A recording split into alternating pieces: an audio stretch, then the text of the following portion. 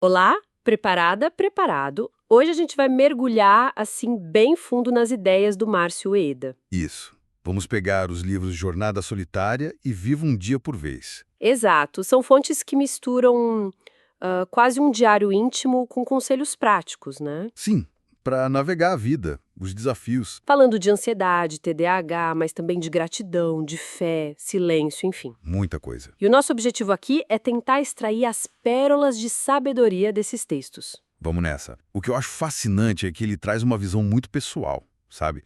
Para temas que são universais, como autoconhecimento, superação. E é direto, né? A forma como ele encara as adversidades, o tempo passando, é muito dele. Exatamente. E isso já conecta com um ponto que me chamou a atenção logo de cara. Qual? A parte da ansiedade e TDAH. Isso, na juventude, né?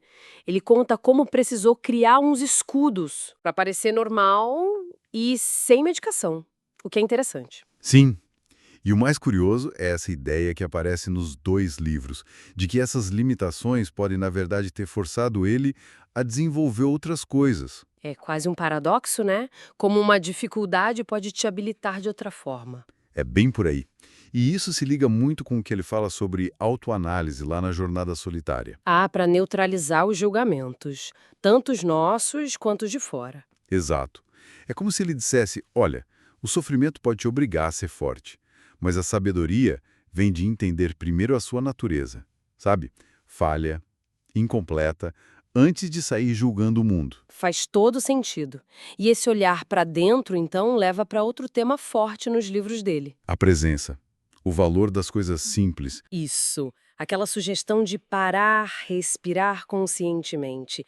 Logo no começo da jornada solitária, ele questiona se a gente realmente vive antes do último sopro. Forte isso. E o próprio título, né? Viva um dia por vez. E aquela ideia de calma é poder. Tudo aponta para isso. É um chamado constante para viver o agora, né? Porque, como ele lembra, e isso está em vivo um dia por vez. Nada nos pertence, só o tempo. Exato.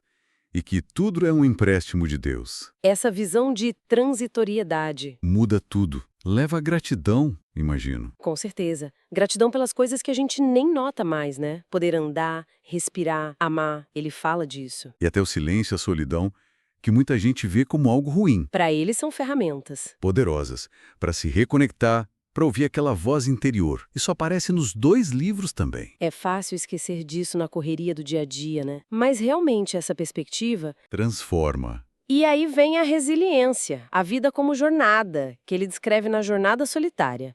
Somos viajantes, enfrentando riscos, mas também recebendo livramentos. Sim, e um incentivo claro para seguir em frente. Tem até um tópico com esse nome em Viva um Dia por Vez. E gosto daquela ideia de que a gente não precisa de permissão para existir, para crescer. Isso está na Jornada Solitária. Não precisa mesmo, mas esse crescimento ele adverte às vezes dói. Ele usa uma expressão interessante, A poda educativa. essa mesma. A ideia de que às vezes a vida, ou Deus, ou o destino precisa cortar uns ramos que não produzem mais. Dói, mas é para amadurecer, né? Exatamente. É na crise que a inteligência se forja, como ele diz em Viva um Dia por Vez. E aí entram o propósito e a fé como, Âncoras. isso, âncoras fundamentais para atravessar tudo isso. Falando em metáforas, a do pé de manga em Viva um Dia por Vez também é linda, não acha? Para falar de persistência, de esperança. Sem dúvida. Uma imagem muito potente de continuidade, de vida que insiste. Então, se a gente fosse resumir o essencial aqui, seria o quê? Que a vida exige adaptação constante Sim, e uma mudança de foco para a gratidão, para o presente. e uma resiliência que vem da autoanálise, de encontrar força na solidão e, para ele, na fé. É encontrar poder na calma, valor no simples fato de existir. É bem por aí. Certo. E talvez para deixar uma reflexão final, sabe? Vale pensar naquela ideia que aparece nos dois livros.